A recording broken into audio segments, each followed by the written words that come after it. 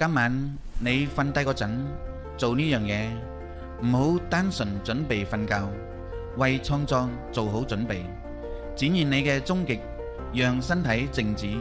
讓外界替息，放鬆所有身體感覺，唔好俾感官控制你，進入嗰種內心嘅安靜，思想會消失，意識會加深，連說話都變得好似舉重咁好重，然後帶嚟你所有嘅充實感，最終極嘅你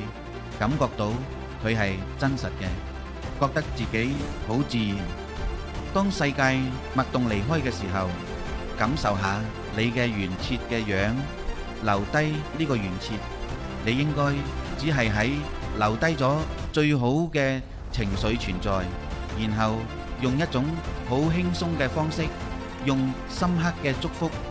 輕輕淡練習呢個，唔需要充滿情緒。你唔應該以焦慮嘅心態去接近佢，好似努力去打開咁。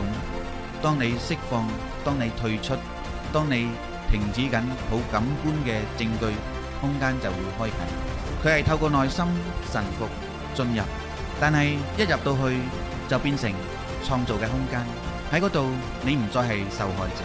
喺嗰度你唔再受過去任何事情所束縛。喺嗰度你企在門檻上，看唔見嘅東西將變為可見。